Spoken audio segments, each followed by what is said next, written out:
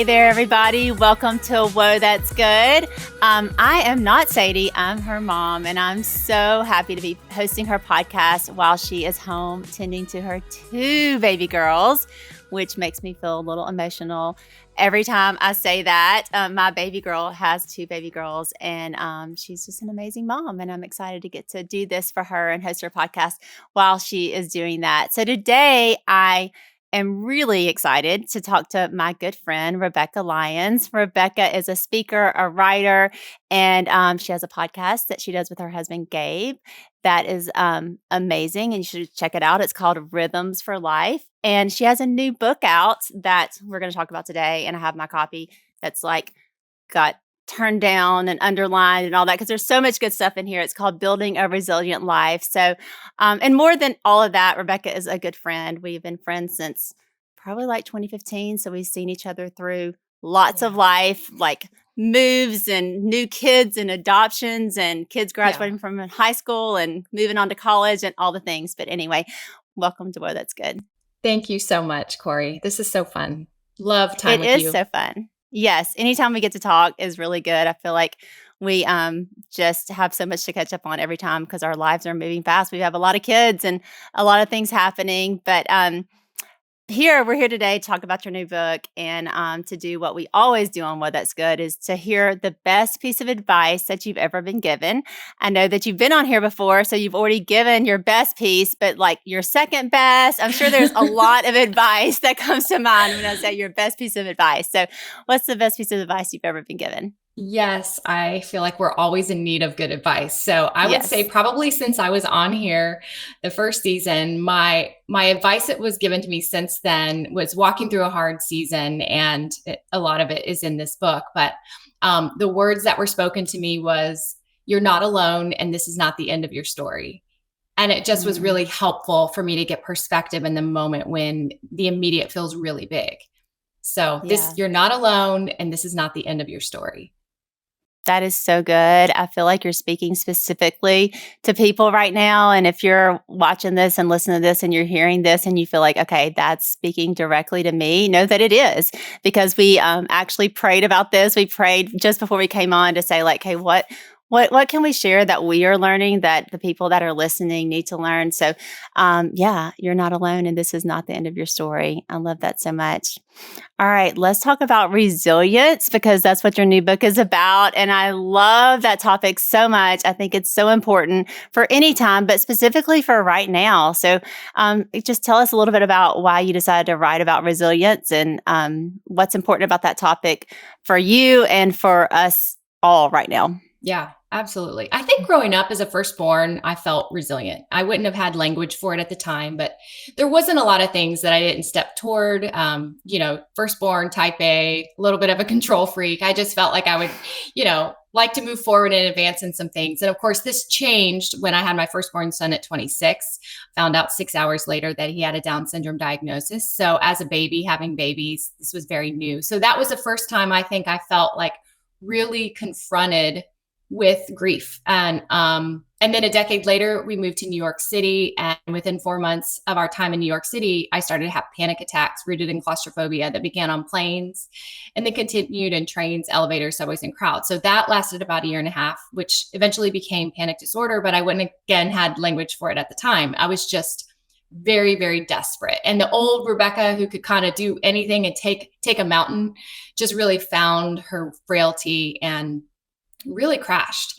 But God drew near. And then again, in 2020, it feels like, okay, in every decade, there's some version of adversity that comes. I mean, there's always like chronic, things that happen in life.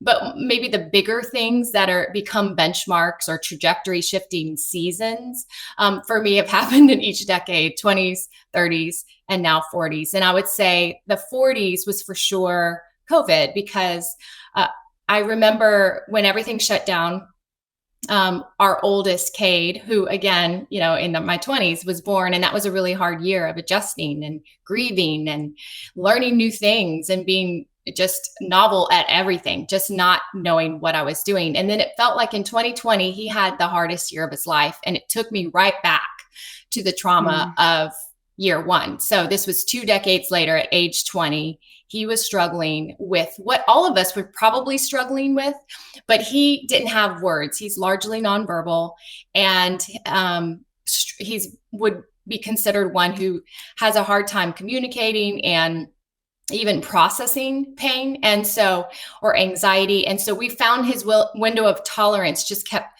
diminishing so much that he would take his unrest out on himself. And so he would, hit himself, slam his head into walls or headboards. I write about this in the first few pages of the book because it was just so scary. And honestly, we would meet with all the psychologists and family counselors, and we were like, didn't know how to help him. Meanwhile, we're all home together, navigating this as a family. So he's our oldest, now 22, but we have a son who's 20, Pierce, who and then Kennedy, who's 18. So they've grown up with Cade and known special needs, but this was like a new reality of trauma. It was a new version of chronic trauma. And I remember about 18 months, like there was like even, people were hurt. Like it became kind of volatile. And I remember walking in the woods one day with the Lord because at COVID, like there was nowhere else to go but like outside and walk in the woods or something.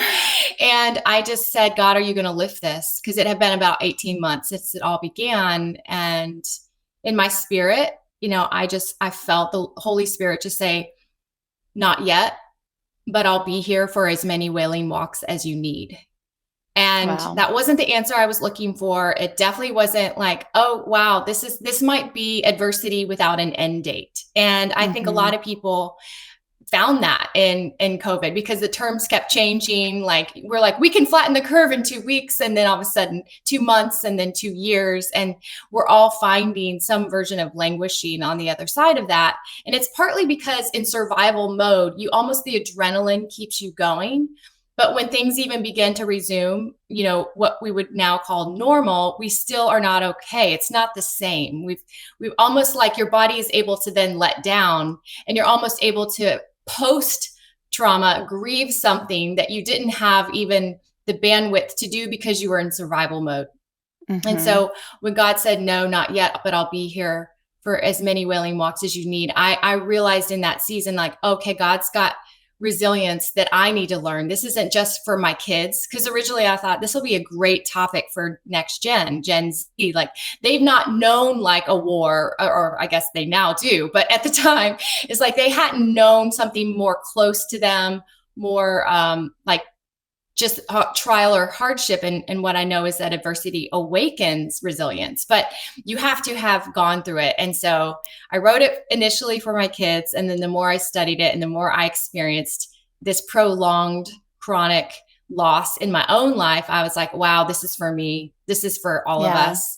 This is a story. And this is a theme that we're going to all have to navigate in the days ahead, not just for 2020 through 22, but honestly, a new reality of how we see the world from 23 going forward. I love how you share so much about your own story and your kids and all that. And I just think that it's so important because, that vulnerability, when you do share of the things you're going through, everyone's like, oh, yeah, I see that too. Me too. I've been through things like that. And, we've all been through things, and the longer you live, I'll be 50 this year, the more you understand that. There's something that you said in the book about how, your faith grows through adversity. That's actually where your faith grows the most. And I think the longer you live, you look back and you can see like, oh yeah, that's what you were doing in my life then. Oh, that's how you were growing me there.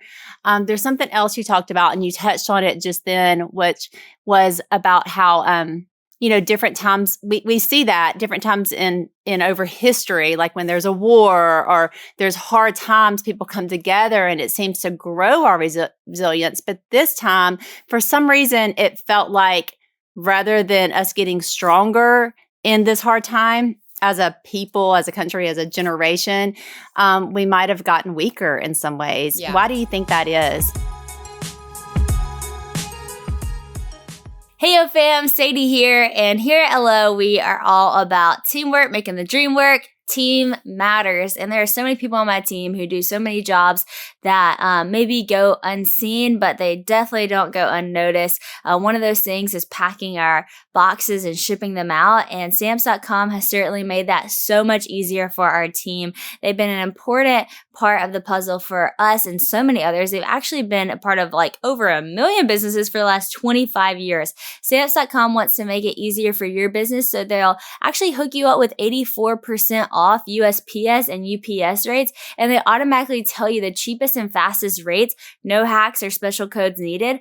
All you need to start saving time and money is just a computer and a printer. Stamps.com will send you a free scale so that you'll have everything you need to turn your office into a post office. Nobody wants to go stand in line at the post office or drive across town to get there, but with Stamps.com, you can get access to all the shipping services you need any time of the day or night. And with Stamps.com dashboard, they'll even schedule a package pickup right to your office. My dad's company, Duck Commander, also uses Stamps.com every single day to ship out hundreds of online orders, and my team loves using it for LO merch as well. Stamps.com seamlessly connects with every major online marketplace like Etsy and eBay. So if you sell products online like Duck Commander or LO, Stamps.com can make your life so much easier. So set up your business for success when you get started with Stamps.com today. Sign up with the promo code WOA for a special offer that includes a 4-week trial, plus free postage and a free digital skill. No long-term commitments or contracts. Just go to Stamps.com, click the microphone at the top of the page, and enter the code WOA.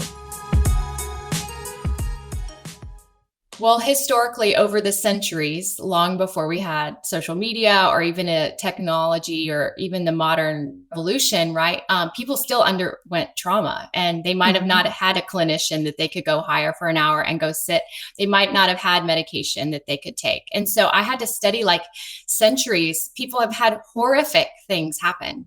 And yet humanity's still going, which means they found some form of resilience to keep humanity going. And so what I learned is that historically healing from trauma was based on 4 factors. And the first one was tethered to a clan or a tribe or a community, right? Like people in your life, which is why the last rule of the book is endure together. There's 5 rules of resilience we'll get into, but the last one is endure together. There is no possible way that you can build resilient lives alone. And unfortunately, with lockdown, we had to very much be in isolation. The second way people would heal or resolve trauma throughout the centuries was that they would have regulating rhythms in their lives, like just habits and patterns that they were always doing. And so with, again, you're set not only to not be with your people, but also to stay inside or just sit on your hands. Like you couldn't do your regular things that kind of created some sense of purpose, some sense of meaning, whether it was minister or do coffee with a friend or connect or go just work at work, like do meaningful work where you leave a part of yourself in that kind of work. It just all felt like everything was just stopped. And then the third thing would have been a belief or a value system that you ascribe to, and then some form of action that demonstrates that belief. So again, we weren't able to meet together in churches. We weren't even as a household of faith able to do that. And then the fourth thing would be like natural hallucinogens from, like plants and things that we would now call medication or something that would help us with the struggle or the repair of our brains. And so now what you've seen in modern day is that's flipped upside down, right? Like the number one focus would be go to medication and then maybe get counseling and then maybe ask God, invite God into this if you're a Christian or you're someone who has as a person of faith. And then fourthly, it'd be great if you had some friends. And it's just but we're not made like that. We are very much communal people made by a communal God. And from the beginning in creation, God said, it is not good for man to be alone. Like that happened in the first beginning of the story. So this is not an optional thing to go you can do all the right practices and go to the right counselors and take the medication that helps you. If you're not in relationship, you are not going to flourish and you will not be resilient. And so I think that was why COVID was different, because in wars in the past, you would have people who would go overseas and they would be a tribe and they would have a shared mission. They would have something beyond themselves that they actually had some agency to enact. And so that's why, suicidal ideation tripled in teens in just 12 months, because they didn't have any bandwidth to do something about it. None of us really had anything we could do to find resolve. And we are people who are made to actually make wrong things right, to like take agency to try to redeem what is broken. And when we're told like you don't really have a say in that, we'll let you know what to do next. Humanity is not going to do well with that. Wow. Okay. I'm just going to say, well, that's good, because I felt like that just so named exactly what we all just went through. And you might want to like go back and rewind that and listen to it again, because that is a first step in trying to figure out like, how do we heal from it? We do have to kind of like look at like what happened and how do we like shift it. And just that understanding that we've kind of flipped the narrative how people that builds resilience. And it's so important. And I love that. I had put that in my notes to just talk about that end. Your last rule, which was rule number 5, was that endure together, and how important community is. And in this world today where we are so connected virtually, we are so disconnected physically and emotionally. And how do we change that? How do we? And I think part of that is just acknowledging it and realizing, okay, this is a problem. This is not healthy. This is not the way we're meant to live. And how do we turn that around? Yeah. I also wanted to talk about, because you did mention the 5 rules. And the first one is name your pain. And you talk a lot about shame, which I thought was really interesting this is a book on resilience, and you start with shame. So tell us a little bit about that and why you felt like that was important to start off with. Yeah. Well, the 5 rules begins with name the pain, because so often we will internalize the pain, but we never actually put words to it and get it out of our body, which is why we do struggle with isolation and alienation in relationships, because shame separates. Shame makes you hide, and shame breaks relationship.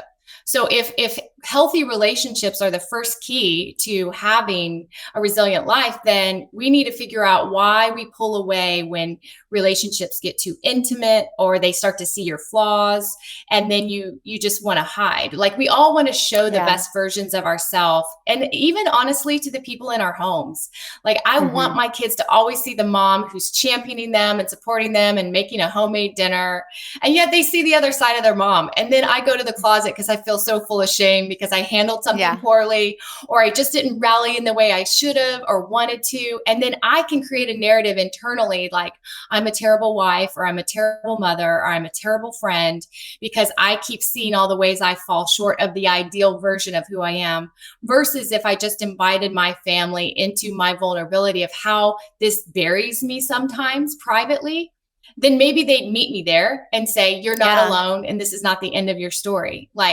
And that's what happened in the beginning of the book, is I finally was handling myself so poorly as we were navigating Cade those first couple of years and just being home and, addressing things that quite frankly probably had been dusted under the rug in the name of busyness and going and on mission and all the beautiful things that happens with calling. But there's a darker side of that, though, if you don't get real honest with the heart, with the people who are right under your roof. And so that's kind of the name the pain, because I realized my pain was rooted in shame.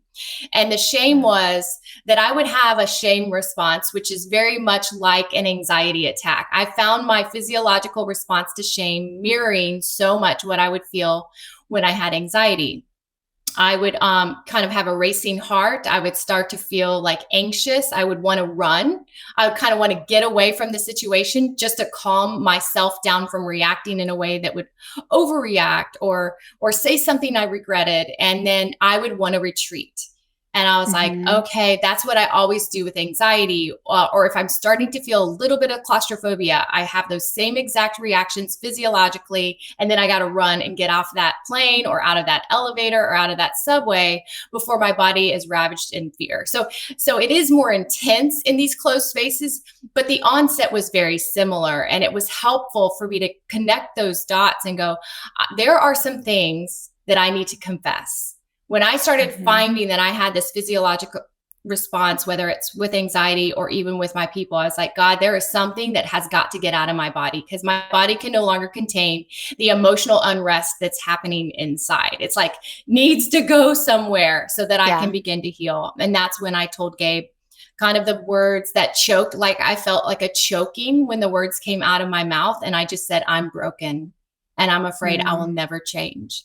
And just saying that was, oh my goodness. It was like, I'm like you, Korie. I'm like in my upper 40s, like I'm right behind you. And I was like, how does it take almost half a century to actually recognize this and then say it out loud?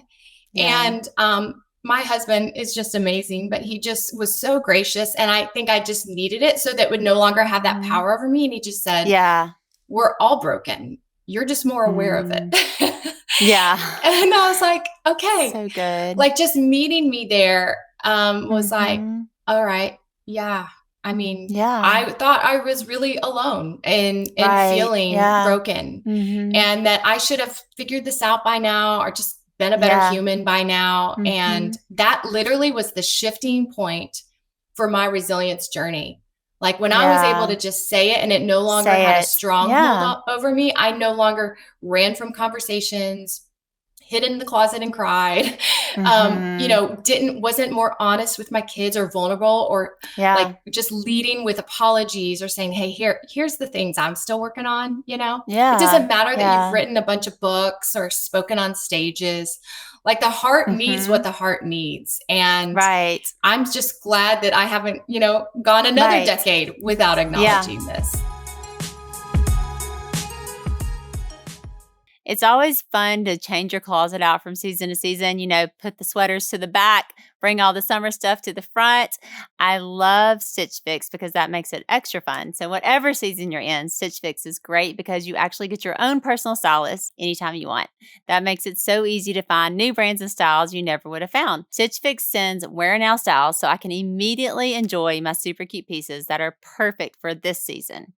I just got my first Stitch Fix box last month and I loved how easy it was. All I had to do was answer a few questions about where I like to shop, my price range, and what styles I like. And they have stylists who learn your taste and then collaborate with you to find looks you'll love from thousands of brands and a wide range of sizes. It's like having a style partner who sends you the cutest clothes. You get to keep what you love and send back the rest. My last Stitch Fix box, I got the cutest top that I really don't think I would have ever chosen because it was more colorful than kind of my normal go-to, but I loved it and I got so many compliments. So I love that you have a stylist that kind of helps you push you along in your style. You know how you can go to a store and you like something, you try it on, you get there, and then you get home and it doesn't look the same? Well, Stitch Fix handles that. I got to try on everything in front of my own mirror so I could make sure it was all stuff that I actually loved in my home, in my own space. Another cool thing is there's no subscription required, so I can order a fresh fix anytime I want, or I can set up a regular delivery. Free shipping and exchanges make it all so fast and easy too.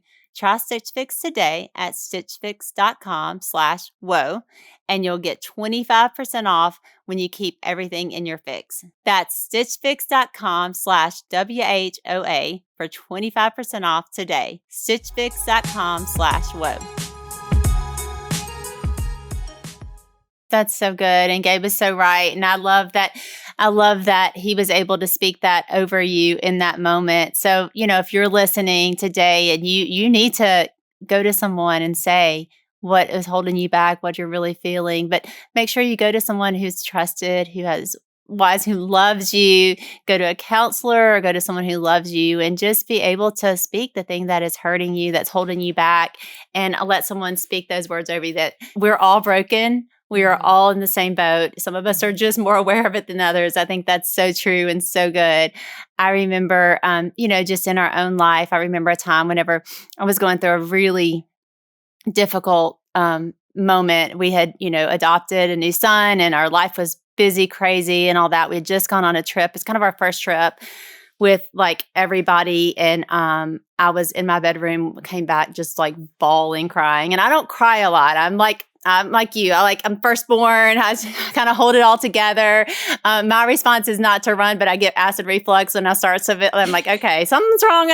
That's something I need to deal with. Yeah, that's my body's response. So we all have, our bodies they respond in those ways. But I remember I was in the bedroom crying, and Sadie came around, and she just was coming in to tell me something, just opened the door and sees me like bawling in the bedroom, is like, oh no, like what's wrong with mom, But it was such a good moment, because a moment for us to be able to, it moved our relationship in a different level with, I think, her and all of my children, to be able to say like, hey, this is hard. This is hard for all of us. And it's not just hard for you. I know it's hard for you, but it's also hard for me. And that's okay.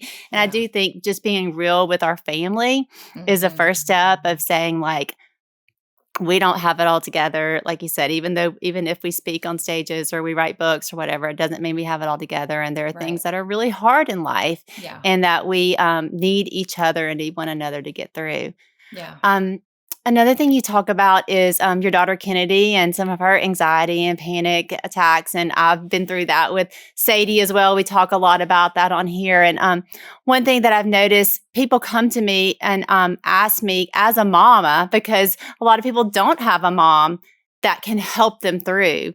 Their mom may be dealing with her own things that she hasn't healed from, or their mom may be absent in their life. So as a mama, I would love for you to just speak to young girls who are women, anybody who is going through that kind of thing, panic and anxiety. What are some things that you did to help Kennedy through those things? And would you just share some of that with us right now?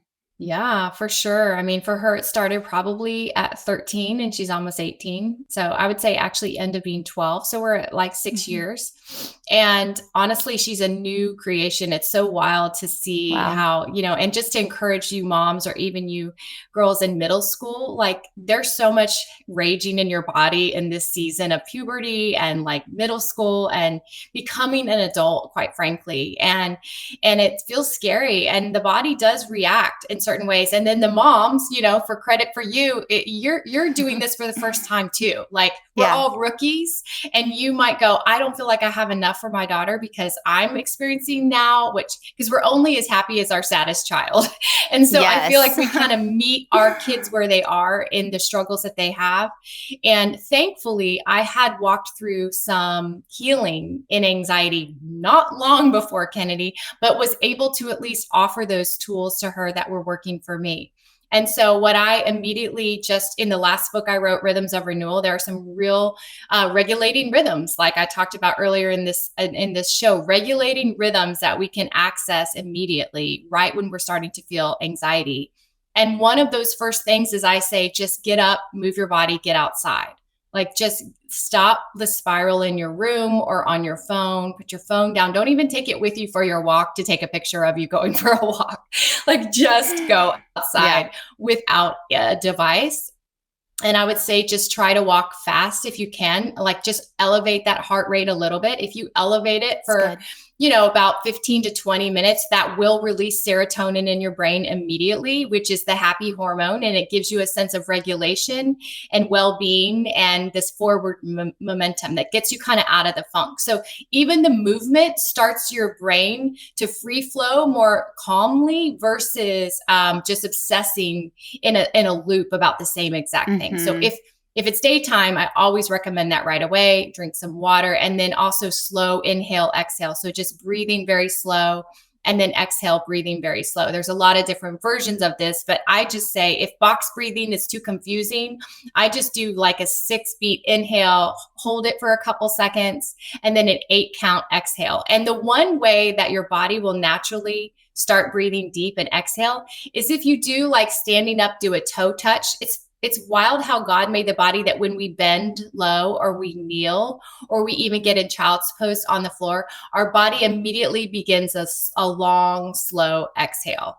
And so if you have rapid breathing, move your body in a way that allows you to breathe slower naturally without like forcing it and like trying to count and get all confused because you're anxious. So those are two basic things. But a lot of times anxiety happens at night, right? It happens if kids are in their rooms with their phones and they're on Instagram or they're scrolling. So we definitely have always had our kids leave their phones downstairs. We have the RO box where it like everyone plugs in, and you can even gamify who has it in the box the longest. So that's kind of a fun tool, but just something where they're not having it with them upstairs. But Kennedy has still awakened in the middle of night and come in our room at 3 a.m, just gripped in fear.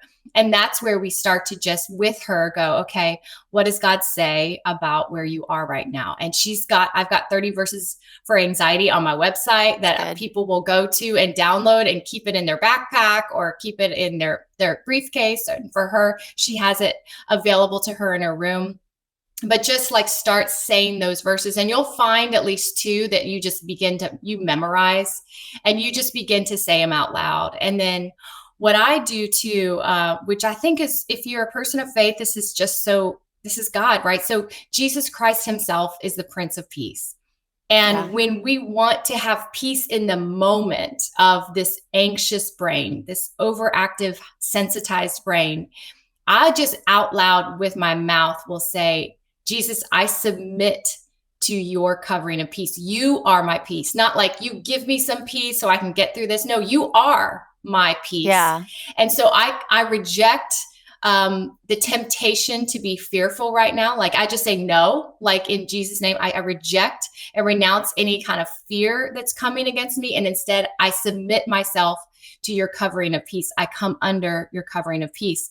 And just by just saying no to this and yes to this in the moment verbally gives you, again, authority to go, no, I'm not going to continue to make agreement and let it spiral in my head. I'm going to get loud, take that thought captive with my actual mouth, because you can't think a lie and speak truth at the same time. Like the mouth will win. So that's why he's always saying in scripture, confess with your mouth.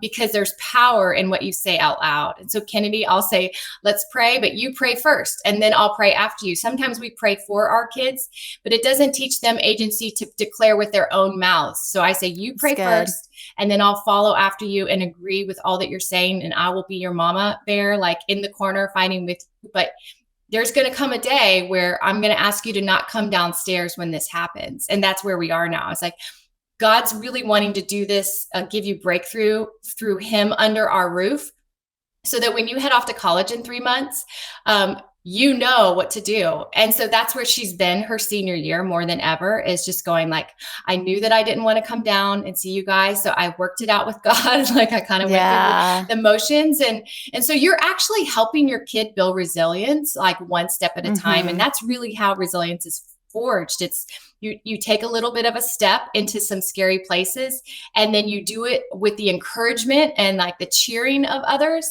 but you do it on your own. Like they show you how to do it, but they don't do it for you. And that's really important in anxiety as well.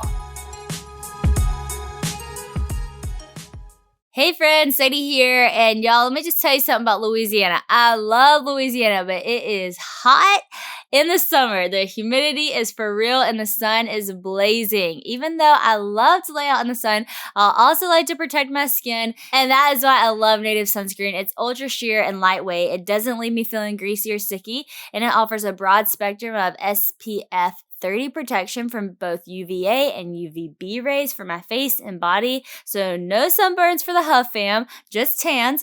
All Native Sunscreen is tested by dermatologists and has a 20% zinc oxide formula that's safe for sensitive skin. It's also vegan and cruelty-free, made from plant oils that actually moisturize your skin as it protects the sunburn. So that's a win-win. And not only is Native Sunscreen safe for you, it's safe for our planet too. There's no chemical active ingredients like oxybenzone or avobenzone, which do all kinds of damage to our coral reefs. And I'm actually loving the coconut pineapple scent. It smells so good. They also have other scents like sweet peach and nectar and rosé, which are sweet but more subtle. But there's also an unscented option too if you're more into that. I personally really like the coconut and pineapple because it feels really tropical, and I like smelling like that, especially whenever I'm at the beach or by the pool. I love the smell. It smells so good. So give your skin the protection it deserves with Native's Trace Mineral Sunscreens. Go to nativedeo.com/woe or use the promo code WOE at checkout to get 20% off your first order. That's nativedeo.com/woe or use the promo code WOE at checkout.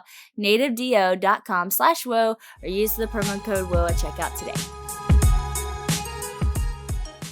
I love that you gave so many like practical tips and spiritual tips because, God created us. He gave us these bodies. He made us in certain ways that the things that we do actually matter. The things we speak over ourselves actually matter.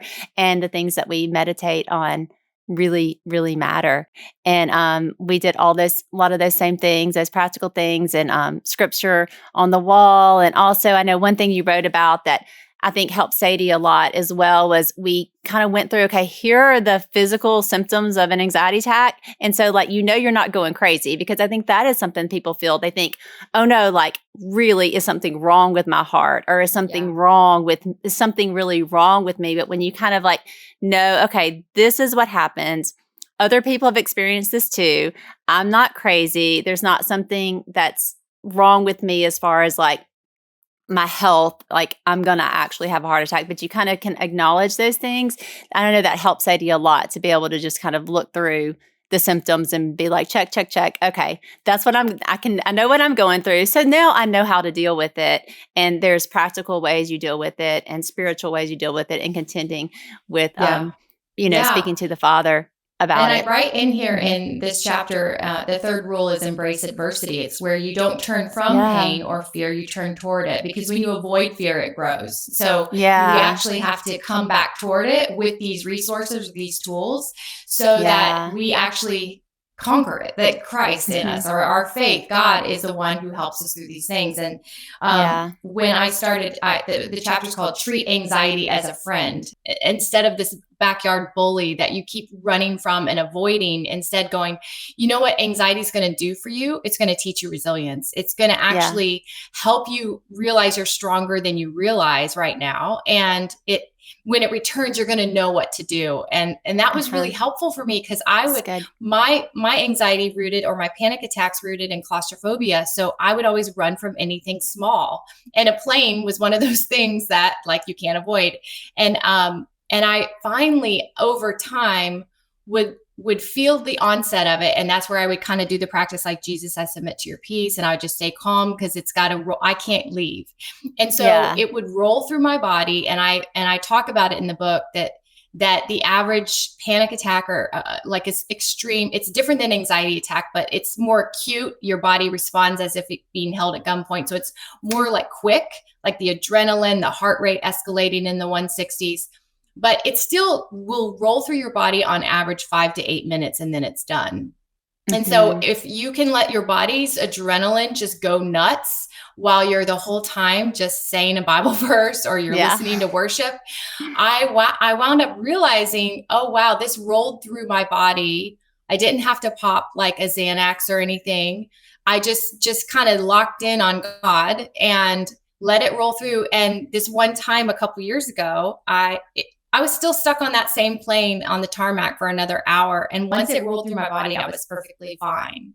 And so it almost just goes to show us that these acute attacks that we have, when we avoid and run from them, we never even get to face them head on and see how really threatening they are. And we're getting to rewire our brain and go, oh, wow, when this comes, I'm going to be okay. It's going to do this, and then I'm going to still be standing on the other side. And man, if that's not a resilience builder, I'm not sure what is. That's so good. I was thinking about that as you were talking earlier. Your conversation was I would run. But it's whenever you actually turn and face, that's when you do conquer your fears, because that's when, you know that God is with you and you can actually face your fears. It's not about continually running. It's about actually turning to. There's this picture that I have that, it was during a difficult time in my life. Our show had just ended and we just had a lot going on within our family. And I remember, so I had gone to Peru and climbed, and we were at the top of Machu Picchu, and you come down it and it's these massive steps. And we had to come down really fast because we were trying to catch our train. And at the bottom of it, I took a picture. We all were standing there, take a picture, and I'm standing there and my chest is out like so big and so strong. And I remember just looking at that picture and going like, oh, I actually really like hard things. Like hard things are good for me. It's like whenever you accomplish something hard, we're kind of like wired for that. We're meant for that. Whenever you do it, there's a feeling of like, oh, I didn't think I could do that, but I did. And I feel really good about it, even though my body might be hurting. And I remember seeing that picture of myself and I was like, I think I want to run a half marathon. I had never thought I wanted to do that before, but it was like this reminder that like, we're meant to do hard things and we actually are stronger than we think we are. And I always think about that. I just think about that picture whenever I'm going through something hard. I was like, oh, I actually can do something hard. And you think about like childbirth. It's hard. It's painful. It's all those things, but you get this great reward in the end. And I think just God wired us that way. And, so, maybe there's something in your life that you can go back to a memory of like, oh, I made it through that. That was hard, but I still did it. And it was painful. But on the other side of it, look what God did in my life and how he reminded me that I'm meant for this. And, I think sometimes I can help you through the next hard thing. Yeah. One of the things that was fun in reading your book was to see the chapter headings. You had a little quote, and one of them was a quote from Sadie, and it said, okay, what did her quote say? It said something about you don't have to, you get to decide what you think. Something about her mind. What was that? You get to decide. I have Let's it right see, what here. was her quote? You get to decide what you say to yourself. You get to decide what you say to yourself. I love that you had a quote from Sadie in there. And it was such a great quote because that is something as a mom, I really try to teach our kids that what you say to yourself really matters. And those things that you are speaking over yourself and over your life really matter. And one thing I remember when they were little, they would say, Sadie would say, John Luke made me do it. I was like, no one makes you do anything, just trying to help them to understand that they have a strength within themselves. Their brains, their minds, their hearts really matter. What they speak over themselves matters. So I love that you included that. Can you explain a little bit about that chapter about renewing your mind and how important that is? Yes, that preaching to yourself and retraining your brain, it always does happen by our perspective. Our perspective shapes our attitudes and our attitudes shape our outcomes. And we always think that we're just subject to whatever comes at us. And God is going, no, actually in this world, you will have trouble, but take heart. I've overcome the world. So we're actually invited into this adventure that does require some level of adversity. And so we get to decide, what I found for me was that adversity truly awakened what I was capable of. And it also awakened what was worth fighting for. And so it's funny how like the mama bear will come out of me, but it's not just me. I see it in my kids where you're like, no, that's actually not okay. And you find kind of this truth that just rises to the surface and going, I was made for this. I'm not going to compromise here. I'm not going to believe the lie that I'm always going to be broken in such a way that's irreparable. But I'm going to instead choose to agree with God and what he says about us, that I'm chosen and beloved and appointed and set apart, that I'm a new creation, that the old is done, and that I'm a friend of God and that he delights in me. And when we start to agree with those things, then we're not really even saying things that are original. We're saying to us what God has said to us. So we're agreeing with him instead of agreeing with something that would try to threaten us or thwart or steal or kill or destroy. And that I realize it's like, oh, so I get to decide who I agree with. I get to decide what I believe. And I think the mental health crisis that we're living in right now mainly is based on the fact that we don't believe we have a choice to decide what we agree with. And we are hearing so much of a narrative that's going, will you agree with this narrative? That you're the most broken, lost, desperate generation. Well, statistics might be showing that, but it is only growing in that way because people keep hearing it and agreeing with it. Yeah. And you basically are speaking some things into existence. If you've decided you agree with it, then you're going to go along with that. And then you're going to start repeating it. And then in your brain, it's like, that's a new reality. And so I find in my work, when I teach on, in different cities around mental health, people will come and go, I didn't consider that I could actually walk away from this just willfully and go, I don't want to be ruled by fear. And I'm actually going to do something about that, instead of feeling powerless to it. So I think that's a really huge part of what we say to ourselves is, what does God say? And how do we agree with that? I think that's so important. A few years ago, Sadie went to a lot of college campuses and, talked to sorority girls and things like that. And she came back and she asked them the question, like, what's the number one problem that you see? And most of them said, mental illness. That's what we deal with. And, I thought it was interesting to me because I thought like it was in a different way than how we experienced it when we were young. It was more of like we identify with our mental illness. We identify with our anxiety, with our depression, with our body image issues, rather than like, this is a struggle, but I'm going to get through it. It was more of like sitting in it. And I thought, oh, like this is a shift. Like, how do we change this generation's narrative? And it comes with also how we speak over ourselves. That feeling of like, oh, I have anxiety, so I'm going to have that forever, rather than like, yes, I am experiencing anxiety, and how do I overcome that? But it's like, oh, I'm an anxious person, right, and that's just who I am. Yeah, the big piece I think about mental health diagnosis is it's become a phenomenon to have a label, right? The power of a label, and I think that can be helpful to define like what's coming against us and create an action plan to combat it. But the problem is what it's done is it's now gone from being a label to who we are. So it's created this sense of identity, like I am this, I am that.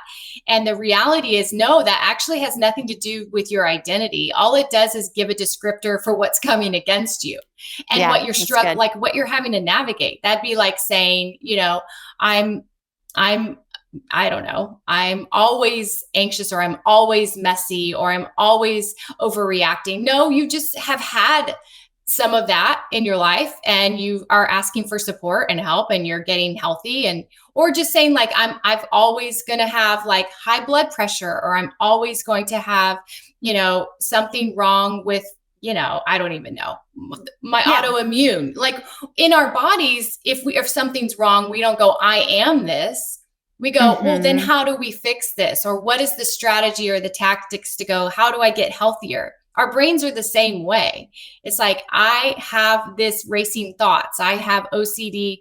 Well, it's not that I am this and now that's the new normal. It's like, this is what I've struggled with. And I found like, even with Kennedy, when she even just changed her diet and like cut sugar for a season, like even the intrusive thoughts stopped. Now, I'm not like coming on here as a doctor to tell everyone like this is the key, but it is possible and it is probable with enough research that I've done that what we're even putting in our bodies, all the toxins or chemicals that we can't pronounce on packaging, is also still our body's working very hard to break that down.